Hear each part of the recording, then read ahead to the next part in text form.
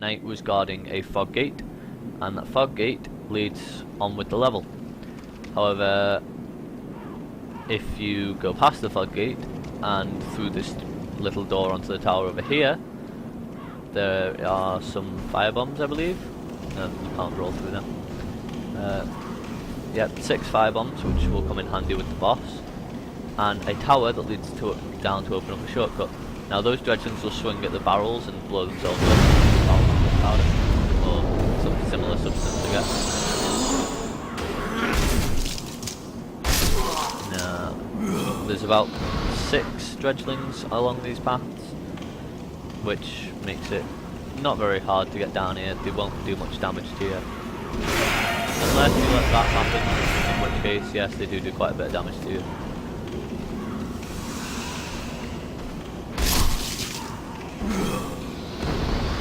These chains, if you hit them, there's some bodies that are hanging from them. They'll fall down there, and when you open up the shortcut, you can take the items that you can see glowing down there on the floor.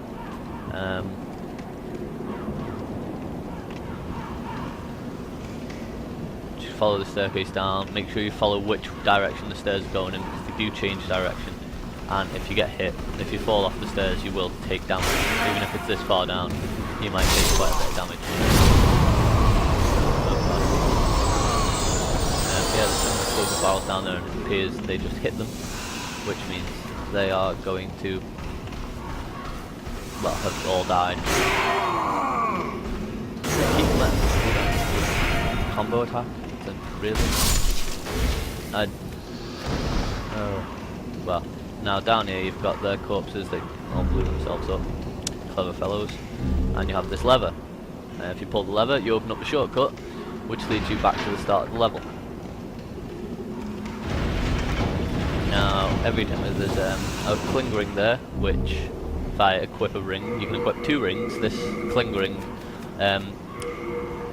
sets your max HP higher when you're in soul mode, so you now have in between 2/3 and 3/4 health rather than just half, which is usually pretty helpful. Now I just picked up there, I picked up some cloth armor, which you can only wear if you're a female character, and a jade hair ornament, which if you talk to Stockpile Thomas, you'll find out that that's his dead daughter's hair ornament, and he will give you a ring of strength, which allows you to carry a lot more items. So, well, if you want to carry a lot more items. You don't really need to carry stuff around with you. There's no point having spare weapons or spare armor or anything. It all weighs you down a little bit. If you equip a load of items and a load of armor, your endurance goes down. You can't roll fast, and fast rolling is basically one of the things that saves you in the game. Now, on this place, normally you'd think to go that way, but if you look down there, there's one of the NPCs. He's kind of trapped. And if you just push against the wall, you'll jump over, like automated. There is no jump button on this game. And there's the Thief's Ring there, and if you equip that, it halves the distance, halves the distance at which enemies detect you, so that you can get twice as close to them before they'll run at you, which is pretty useful. That was a bold jump. A surprise indeed. Well, now that you are here, pray thee, fend off these dredgelings. Now, there's about, how many? 6 down here.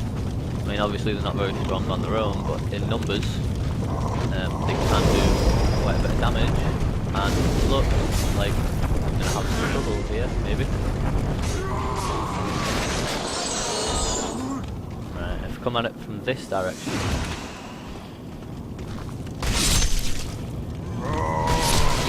They aren't very clever, these guys, so you have to take them down one by one.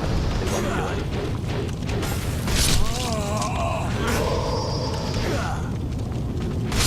Heal, and Ostrava will now fight me for saving him. My thanks for your brave rescue.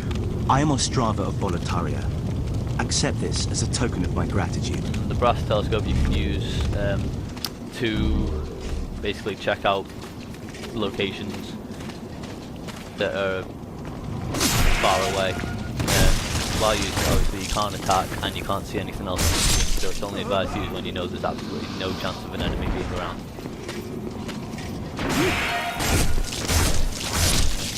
One more, I believe. Well, there's only two come out of there.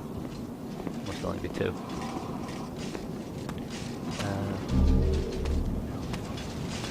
Now I must go. There is... Down here there's a scimitar, which isn't a very powerful weapon, but if I can use it, it's better than having a club at the moment. No, can't use it properly, so I'll keep the club on.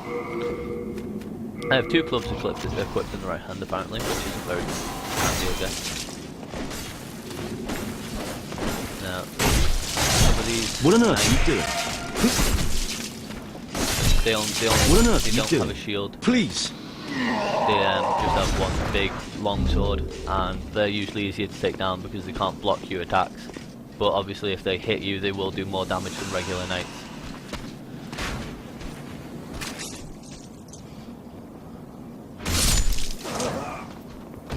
Also, you can find souls on bodies lying around the place, and those souls will, you can consume them. You can go into your bag, go down to the bottom, unknown hero soul, use item, and when you consume it, it gives you 400 souls. Or there's legendary soldiers and legendary hero souls, which you get later on in the game, and they give you 8,000 and 10,000 souls, which is a lot, because you can use that to buy items, or you can use that to trade weapons. Well, there's lots of uses for souls basically, because they are the currency of the game.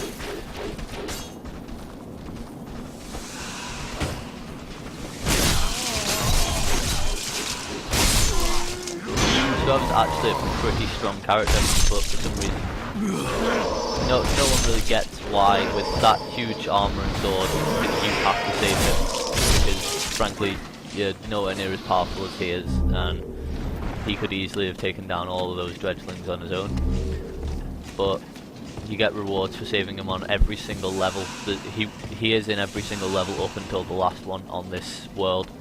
And if you save him, he'll be in the Nexus, so you can talk to him from then on.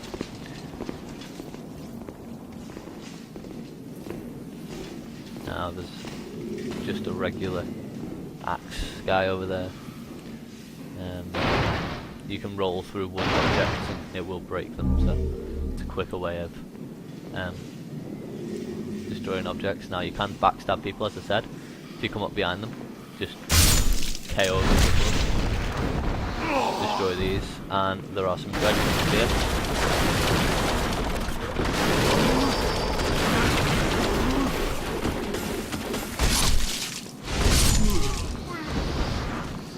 Four of them. So once you take them down four, you know you're okay, and you can carry on up the stairs here, which skips a small portion of the level that has quite a few soldiers in it.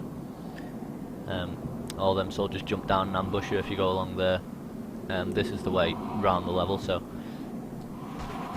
if you carry on around here, you can take down there's a crossbow guy up here on this ledge.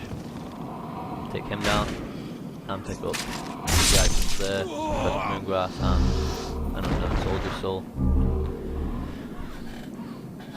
How long have we got? No, I've been recording for 40 minutes and I'm about halfway through the level at the moment, so I will... Oh god. Yeah, this guy, as I said, these guys are pretty powerful. But you can take them down, they aren't invincible. But you just gotta wait for them to attack, make sure they go through with the attack, and then hit them when they can't retaliate. Basically you'll take them down pretty quickly. I got stuck when I first played the game. I got stuck on this part for about 5 goes. Took me 5 tries of getting here. I mean, and I hadn't even opened up the shortcut, so I had to kill the enemies all the way around every single time. So that took me quite a while, which is why it took me 3 hours, just under 3 hours to complete the first level on my first playthrough. Now if you go down here, there's a lot of enemies on this ledge, a lot of like dredgelings and a couple of crossbowmen, but if you hit this, it breaks open into boulders, and they'll roll down, and they'll kill the enemies. But occasionally, it doesn't kill one of them, or it only takes off so much health on one of them. But most of the time, it will kill them all, and you can just collect what they have, and you're fine. Soldier's Lotus, and Soldier's Lotus. The flowers on this, which are consumable items, they stop things. They cure.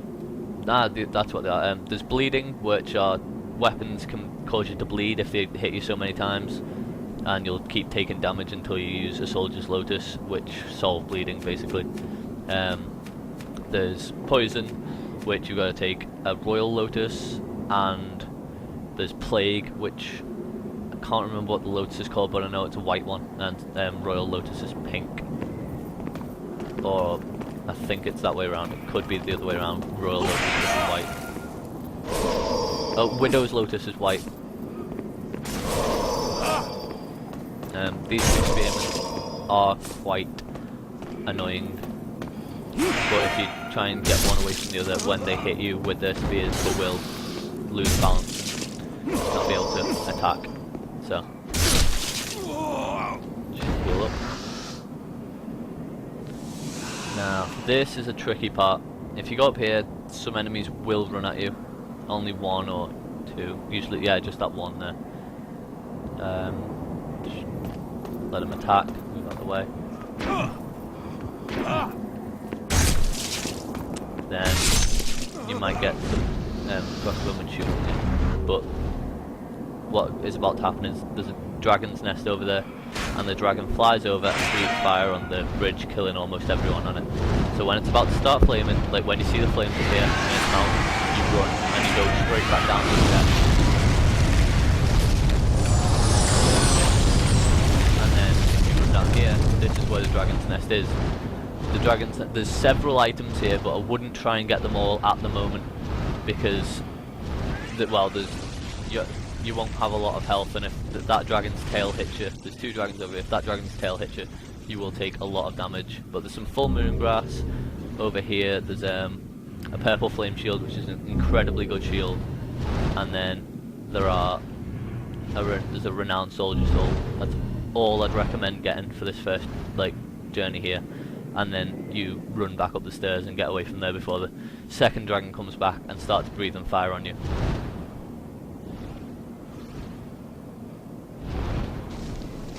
Now, you can go back to the bridge and the dragon will come back, so what you've got to do is make sure you have full stamina, maybe make sure you have full health as well, and you run across the bridge. There'll still be two crossbowmen and a soldier, or two soldiers, two crossbowmen still there, and you run past them, and you go down the stairs on the other side, and the dragon will, start breathing fire again. You can take down these guys that follow you. If they follow you down here, they won't all the time. Down to the right, there is a unknown soldier soul, and I'll see what he dropped. He's dropped some crescent moongrass. Yeah. Now this lever opens up the gate to the boss, which is right at the start of the level, just at the end of that first pathway. There's a huge gate, and you come all this way around the level to pull this lever, which opens the gatehouse right at the start, which as you can see here, the gate's opening, and the first boss is right in there, which means if you die now and get sent back to the start of the level, that gate will remain open forever, and you'll never have to you'll never have to open it again.